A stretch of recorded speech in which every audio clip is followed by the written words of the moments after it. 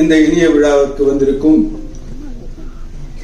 இயக்குநர்களுக்கும் Vijay Sethupathi sir அவர்களுக்கும் மற்ற தொழில்நுட்ப கலைஞர்கள், நடிகர் நடிகைகள், ஊடக நண்பர்கள், பத்திரிகை நண்பர்கள் அனைவருக்கும் என் இதயத்தில் குளித்து வந்த அந்த ஈர வணக்கங்கள். அரசு புரசலா வரல, அடிச்சு புடிச்சு வந்திருக்க இந்த இடத்துக்கு. அந்த பட்ட கஷ்டம் உங்களுக்கு தெரியாது. சும்மா இல்ல, ரத்தம் சிந்தி, வேர்வை சிந்தி, எல்லாத்தையும் சிந்தி சிந்தி சிந்தி பீனிக்ஸுக்கு வந்திருக்காரு. ஒரு ஸ்டண்ட் இயக்குனர் தானே, அவரு டைரக்ஷன் இப்படி இருக்கும், இப்படி எல்லாரும் இருக்கும். ராமாயணத்தை எழுதியது வால்மீகி, அவர் ஒரு ஹண்டர், ஒரு ஃபைட்டர்லன்னா ராமாயணமே இல்ல. அந்த மாதிரி கதை களத்திற்கு எல்லாம் முக்கியமான யாரு அப்படின்னா இயக்குனர். அந்த இயக்குனர் பின்னாடியே போய் அந்த கதையை உள்வாங்கி கொஞ்சம் லேசா வெளியே தெரியணும். முழுசா தெரிஞ்சா பணம் ஓடாது. அது லேசா வெளியே தெரிஞ்சு அப்படியே கூடவே போய் அந்த கதை களத்தோட கொண்டு வர்றது. இல்லைன்னா அவ்வளவு சீக்கிரமா அவரு இந்த புகழ உச்சாணிக்கு வந்திருக்க முடியாது. ஏன்னா அதை நான் அனுபவிச்சதுனால சொல்றேன். நானும் 17 வயசுல வந்தேன், 22 வயசுல ஸ்டண்ட் இயக்குனரான. நான் 9 படம் டைரக்ஷன் பண்ணிருக்கேன், 15 படம் ப்ரொடியூஸ் பண்ணிருக்கேன், 540 படம் பண்ணிட்டு இருக்கேன், இன்னும் பண்ணிட்டு இருக்கேன். சோ இதெல்லாம் நம்ம பண்ணிட்டு இருந்தாலும் பெருமையா பார்க்க வேண்டியது எங்கள் சங்கத்துக்கு அரசு ஒரு பரிசு. அதை நான் மறக்க முடியாது. ஏன்னா அவர் செய்திருக்க செய்கைகள் அப்படி. சாதாரணமா ஒருத்தர் வெற்றி அடைகிறது ரொம்ப கஷ்டம். அவரு எவ்வளவு கஷ்டப்பட்டிருப்பாரு. அந்த ஸ்கிரிப்ட்ல உட்கார்ந்து ஒரு இங்க அற்புதமான இயக்குநர்கள் இருக்காங்க, அவங்களுக்கு தெரியும். ஆக்ஷன் ஸ்கிரிப்ட்ல அந்த சிச்சுவேஷனை கிரியேட் பண்றது, அடி அப்படின்னு சொல்லணும். அப்பதான் சண்டை நிக்கும், என்னால போயிடுவோம் வெளியில தேட்டர்ல இருந்து. அடிக்க சொல்லணும். அந்த அடிக்க சொல்ற விஷயம் இருக்குல்ல, அது சொல்லாம விட்டோம், எமோஷன் கேரி ஆகலன்னா எந்த ஆக்ஷன் நிக்காது. அதுக்கு தான் அந்த பேஸ் கதைக்களம் வேணும், அந்த எமோஷன் வேணும்னு சொல்றது. அது இருந்தாதான் அது, அதாவது ஒரு எமோஷனுக்கு டெக்னிக்கா முலாம் பூசலாம், ஆனா டெக்னிக்கல் கதையை முலாம் பூச முடியாது, நீங்க எமோஷன் முலாம் பூச முடியாது. சோ பேசிக் அது return and directed by LLRS அப்படிங்கும் போது அந்த ரிட்டர்ன்ல எவ்வளவு கஷ்டப்பட்டிருப்பாரு, பட்டிருக்கணும். நான் இதுல பார்த்ததுல தெரிஞ்சது, நிறைய பட்டிருக்காரு, அற்புதமா பட்டிருக்காரு, எக்கச்சக்கமா பட்டிருக்காரு அப்படிங்கிறது தெரியுது. அவரு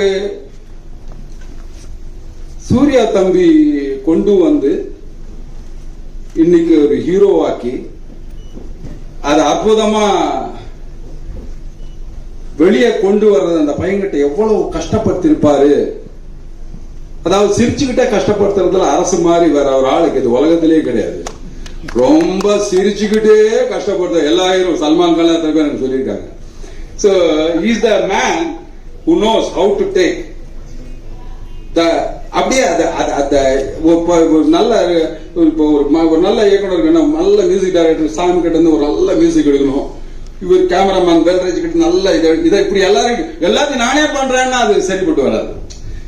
அந்த அவங்க எல்லாருக்கிட்ட இருந்து வாங்குறது தான் வேலை. இதுக்கு 10%, இவருக்கு 20%, இவருக்கு 10%, இவருக்கு பிரிச்சு வேலையை கொடுத்து அதையெல்லாம் கட்டி காத்து அந்த எடிட்டிங்ல வந்து பிரவீன் உட்கார்ந்து அதை எடிட் பண்ணி அதையெல்லாம் கொண்டு வந்து சேர்த்து செய்யற விஷயம் இருக்கு இல்லையா, அதுதான். எனக்கு இந்த படம் பார்க்கும்போது எனக்கு இவரை பத்தி தெரியும், சூர்யாவை பத்தி நான் 2-3 விஷயங்களை பார்த்து வியந்திருக்கேன். ஒரு தடவை அவர் தகப்பனார் கிட்ட கூட பேசியிருக்கேன், அவர் ஃபாதர் கிட்ட கூட பேசியிருக்கேன். என்ன ஒரு தன்னம்பிக்கை சார் அவருக்கு, எக்ஸ்ட்ரானரி தன்னம்பிக்கை. அந்த நம்பிக்கை உள்ளவன் யாரும் தோத்தத சரித்திரமே கிடையவே கிடையாது. நீங்க இந்த படத்துல கை பேசுது, காலு பேசுது, மூஞ்சி பேசு, எல்லாம் பேசுது, வாய் மட்டும் பேசுறேன். என்னடா இவர் பேசவே இல்லையேன்னு நினைச்சேன். மௌனத்தை மொழிபெயர்க்க தெரிந்தவர்கள் மட்டுமே மக்களின் இதயத்தை திறக்க முடியும். அது உங்ககிட்ட இருக்கு, நிச்சயமா திறப்ப. ஒவ்வொரு இதயத்தையும் திறந்து எல்லா ஜனங்களையும் காட்டு நல்ல குத்து நல்ல ஒரு குத்து போயிடு. நீ அந்த ஜனங்க நெஞ்சில உள்ள போய் உட்கார்ந்துருவ. சத்தியம் இது ஒண்ணு இல்ல. உட்காருங்க தம்பி. வெற்றி உண்ணுது உழைப்பு, சும்மா இல்ல. உழைச்சிருக்கு, அதுக்காக நீ தைரியமா சொல்லலாம், நான் உழைச்ச இந்த வெற்றி என்னுடையது அப்படின்னு நீ தட்டி சொல்லலாம் சூர்யா. இது நான் சொல்லக்கூடிய, எனக்கு எப்பவுமே அப்படிதான், என் பேச்சும் அப்படிதான் இருக்கும், நான் அப்படிதான் இருப்பேன். நான் சொல்ல வேண்டியதை கிளியரா சொல்லிடுவேன். இது இப்போ அப்பா இருக்காரு, அவரு ஒரு இந்த பாட்டில்ல போடுற வாட்டர் மாதிரி இப்படி இந்த ஷேப்ல போட்டா இந்த ஷேப் போயிடுவாரு, நீட்டா போட்டா நீட்டா இப்படி வேணா போயிடுவாரு. ஆனா ஒரு ரியலிஸ்டிக் ஒரு இந்த போஸ்டரை பார்த்தாலே தெரியும், ரியலிஸ்டிக் ஆக்ஷன். இதுல ஒரு பர்னிங் தெரியுது.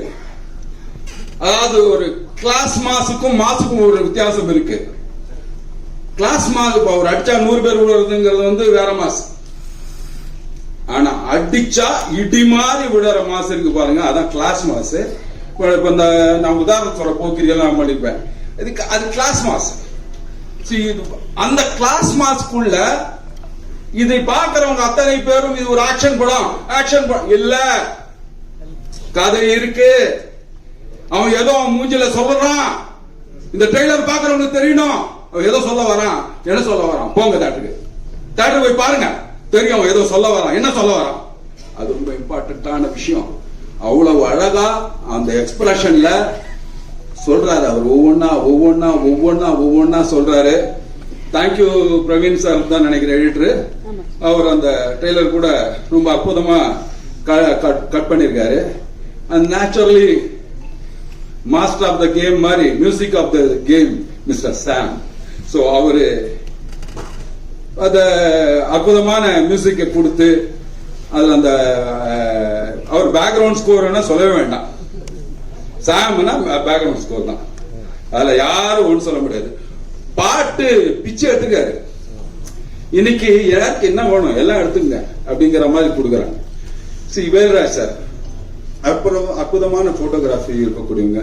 இப்ப நடி தேவதர்ஷினி மேம் இருக்காங்க. ஆர்டிஸ்ட் எல்லாமே அற்புதமா பொறுக்கி செலக்ட் பண்ணி போட்டுக்காரு அரசு. அதாவது தேடி அதை கொண்டு எப்படியாவது செய்யணும், நம்ம எப்படியாவது வெற்றி பெறணும். வெற்றி உறுதி அரசு, அதுல ஒண்ணுமே சந்தேகமே வேண்டாம். வெற்றி நம்மது. வேற என்ன தைரியமா சொல்லுங்க. நீங்க உழைச்சிருக்கீங்க இந்த பீனிக்ஸுக்கு. இந்த பீனிக்ஸ் எழுந்திரிச்சு வந்ததெல்லாம் சொல்லுங்க, நீங்க எழுந்திரிச்சாச்சு. சூர்யாவும் நீங்களும் இது ஒரு சுத்துவீங்க. பாருங்க எவ்வளவு பெருசா வரப்போகுது இந்த படம்ன்றதுல எனக்கு அற்புதமான நம்பிக்கை இருக்கு. இது அதாவது டெய்லி கேலண்டர்ல தேதி கிழிக்கிறது இல்ல, கிழிச்ச தேதியில நாம என்ன கிழிச்சோம் அப்படிங்கறத பார்த்து பண்ண மாதிரியே இருக்கு. இது ஒரு இன்ட்ரெஸ்டிங்கான ஒரு விஷயம். இதெல்லாம் இந்த மக்களுக்கு முக்கியமாக சில பேர் இருக்காங்க. உங்க ஊடக நண்பர்களே, உங்க எல்லாரையும் பணிவான வணக்கத்தோடு கேட்டுக்கிறேன், அற்புதமா இந்த பீனிக்ஸ் படத்துக்கு சப்போர்ட் பண்ணுங்க. இது எங்க இனத்துல இருந்து ஒருத்தர் டைரக்டரா இருக்காரு, அற்புதமான ஒரு நடிகருடைய பையன்.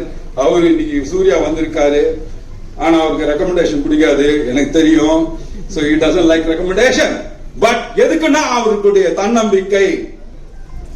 சூரிய உதயத்திற்கு முன் உதிப்பது உத்வேகம். அந்த உத்வேகம் உங்ககிட்ட ஜாஸ்தி இருக்கு சூர்யா. நீங்க நிச்சயமா எங்கேயோ போவீங்க. இந்த ஒரு ரவுண்டு, அரை ரவுண்டு, கால் ரவுண்டு எல்லாம் சுருக்க மாட்டோம். இந்த இண்டஸ்ட்ரி இருக்கிற வரைக்கும் கண்டிப்பா நீங்க இருப்பீங்க, அதுல எந்த மாற்று கருத்தும் இல்ல. இந்த நன்றி. விமர்சகர்கள் எல்லாம் சும்மா அந்த என்ன நிறைய படையல் போட்டாலும் இலையை தின்னுட்டு ருசி இல்லைன்னு சொல்லிட்டு போவீங்கல்ல, அந்த மாதிரி தயவு சொல்லாம இந்த படத்துக்கு ஒரு பெரிய வெற்றியை தேடித்தர வேண்டிய அத்தனை பேரும் உங்களுக்கு சோம் சொல்லிட்டு, விஜய் சார், சேதுபதி சார், ஒன்னே ஒரு வார்த்தை சொல்லணும். சூர்யா பேர் இல்ல சார், பெருமை.